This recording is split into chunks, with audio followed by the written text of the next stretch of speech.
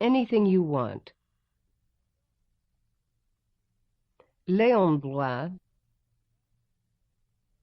Maxence, weary after an evening of pleasure, arrived at the point where the main road crosses the Ruelle de Plex, opposite the military academy.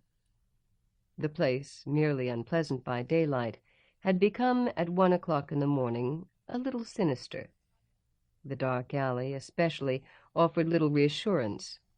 A muddy, neglected thoroughfare where artillerymen and cavalrymen lived and worked for pennies in unspeakable quarters, which made the night reveller a trifle uneasy. Nonetheless, he was contemplating it. A loud clamor could be heard, coming from the Boulevard de Grenelle, a street that it was prudent to avoid, and a horror of being caught up in some drunken brawl made him feel inclined to turn into the dirty passage, at the other end of which he knew he would find a quieter street that would be more sympathetic to his amorous reverie.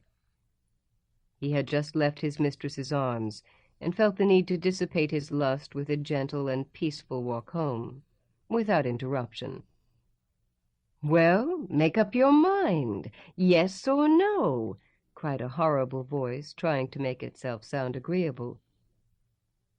Maxence saw, emerging from the shadows of a nearby wall, a gross woman who came towards him to offer the precious gift of her love. "It won't cost much. Come with me, and I'll do anything you want, sweetheart."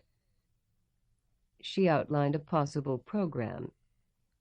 The wayfarer listened, stock still, as if hearing the pounding of his own heart.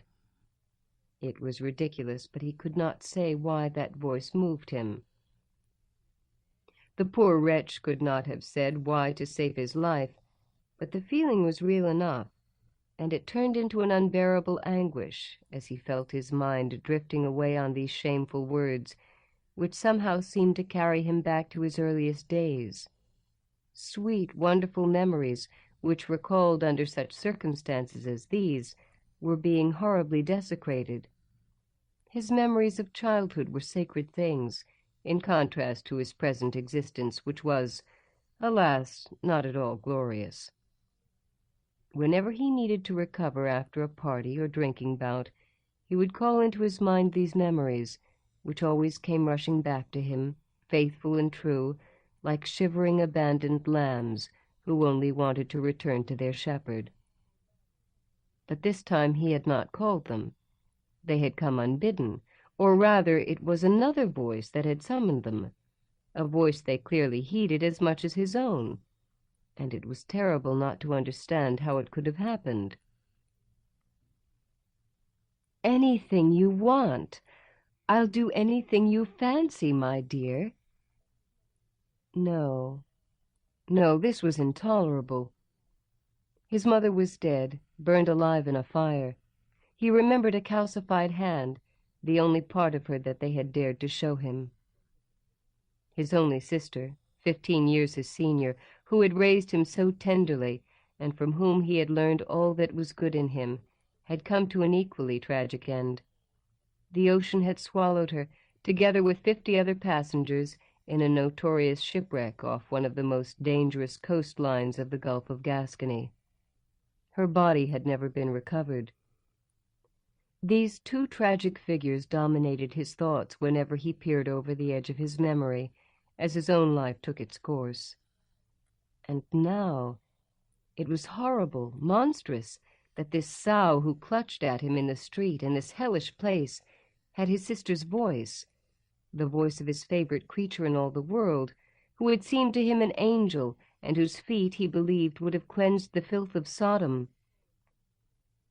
Admittedly, the voice had become immeasurably coarsened, had fallen from heaven and been dragged through slimy, murderous pits, but it was her voice all the same, and the sound of it made him want to run, screaming and sobbing, away. In such ways can the dead mingle with the living, or those who pretend to be alive. Whilst the old whore offered him her vile flesh, and, oh God, in such language, he was hearing his sister, devoured by fish a quarter of a century before, enjoining him to worship God and love the poor. "If you knew how lovely my thighs are," said the crone. "If you knew how lovely Jesus is," said the saint. "Come with me, you rascal. I have a good fire and a strong bed," urged the hag. "Never cause your guardian angel any pain," murmured the other. Without realizing it, he uttered the words that had filled his childhood out loud. Hearing them, the whore was startled and began to tremble. She raised her old, rheumy, bloodshot eyes, dull mirrors which seemed to reflect every scene of debauchery and every kind of torture, and looked sharply at him, like a drowning man looking for the last time at the sea-green sky through the window of water that is choking him. There was a moment of silence. "Sir," she said at last, "you must forgive me. I shouldn't have spoken to you. I'm just a wicked-minded old woman, a clown for the street urchins to mock, and you should have kicked me into the gutter. Go home, and may God protect you." Maxence, astounded, watched as she disappeared into the shadows. But she was right. He must go home. The midnight traveler turned towards the Boulevard de Grenelle, but very slowly. The encounter had completely overwhelmed him. He had not gone 10 paces when the old whore reappeared, running after him. "Sir, I beg you, don't go that way." "And why should I not go that way?" he asked. "It is on my way. I live in Vaugirard." "It doesn't matter if you return and take a different route altogether, even if it takes an hour longer. You'll be attacked if you go down that street. If you want to know, half the pimps in Paris are gathered there. They stretch from the abattoirs to the tobacco works. The police have given them the run of the place. There'll be no one there to look after you, and you'll walk straight into trouble." Maxence was tempted to reply that he had no need of protection, but fortunately he realized that such bravado would be misplaced. "Very well," he said. "I'll go back along by Les Invalides. It's a bit strong, though. I am very tired, and to have to make another detour is extremely annoying. They should send the cavalry in on these scoundrels." "There might be another way," said the old woman, after a moment's hesitation. "Really? And what might that be?"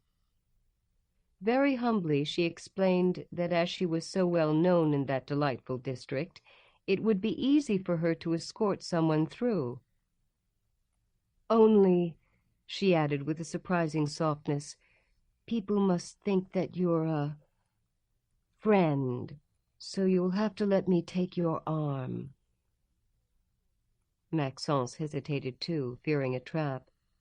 But some strange force was at work within him.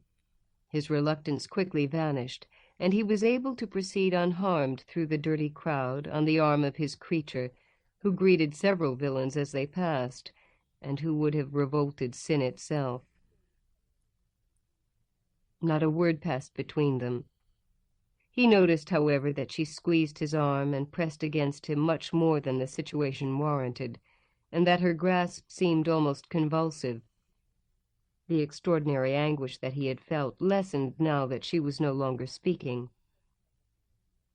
He soon came to the conclusion that the whole thing had been some kind of hallucination, and everyone knows how useful this precious word can be in explaining any unusual sensation or foreboding. When it was time for them to part, Maxence mumbled some banal word of thanks, and took out his purse with the intention of rewarding his strange, silent companion, who may have saved his life. But she stopped him with a gesture. "No, sir, that's not what I want."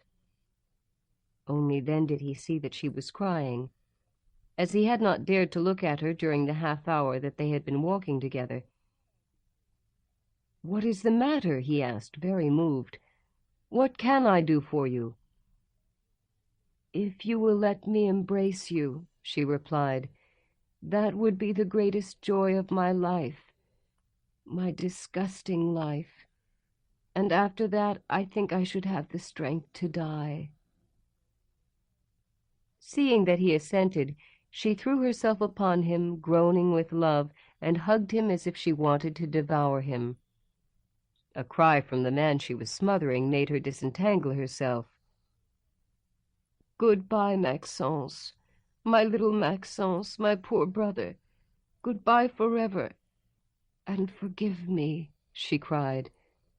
"Now I can die." She fell before her brother could make any move to help her, and instantly her head was crushed under the wheel of a night wagon that was driving by at lightning speed. Maxence no longer has a mistress. He is currently completing his novitiate as a lay brother at the monastery of Grande Chartreuse.